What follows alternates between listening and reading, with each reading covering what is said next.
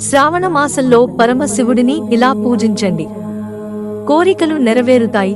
పరమశివునికి అన్నం పెట్టడం ద్వారా భక్తుల కోర్కెలు త్వరగా నెరవేరుతాయి. శివలింగానికి సమర్పించే అన్నాన్ని అక్షత్ అని పిలుస్తారు, అంటే పరిపూర్ణతను పొందడం అని అర్థం. అది ఎప్పటికీ క్షీణించదు, ఇది శాశ్వతం. కాబట్టి శివలింగానికి పంచదార అభిషేకం చేయడం వల్ల కూడా మీ కోరికలన్నీ నెరవేరుస్తారు. పాల సముద్రం మథనం సమయంలో శివుడు విషాన్ని తన గొంతులో ఉంచుకున్నాడు. ఆ సమయంలో అతని ఛాతీలోంచి విల్లు బయటకు వచ్చిందంట. అయితే శివుడిని ప్రసన్నం చేసుకోవడానికి ఉమ్మెత్తు పువ్వును సమర్పిస్తారు. శివలింగంపై ఉమ్మెత్తు పువ్వులను సమర్పించడం వల్ల మనశ్శాంతి లభిస్తుందని నమ్ముతారు.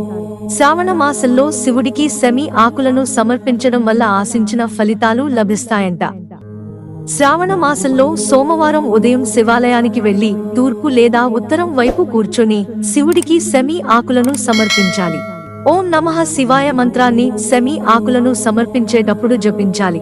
శివునికి బిల్వపత్రం అంటే ఎంతో ఇష్టం. కాబట్టి బిల్లి పాత్రను సమర్పించే ముందు ఆకులు ఏ భాగం నుంచైనా తెగిపోకుండా చూసుకోవాలి. ఈ ఆకులను బాగా కడిగి దీనిని శివలింగానికి సమర్పించేటప్పుడు బిల్వపత్రం యొక్క ములాయం భాగం శివలింగంపై ఉండాలని గుర్తుంచుకోండి.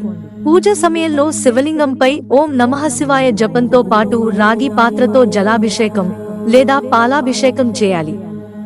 ఆ తర్వాత పాలు, పెరుగు, తేనె వంటి ఇతర పదార్థాలను కూడా సమర్పించవచ్చు. పచ్చి ఆవు పాలను శివలింగానికి సమర్పిస్తారు. ఇలా చేయడం వల్ల శివుని అనుగ్రహం మీపై ఉంటుంది. మిత్రులారా, ఛానల్ సబ్స్క్రైబ్ చేసుకోవడం మర్చిపోకండి. ధన్యవాదాలు.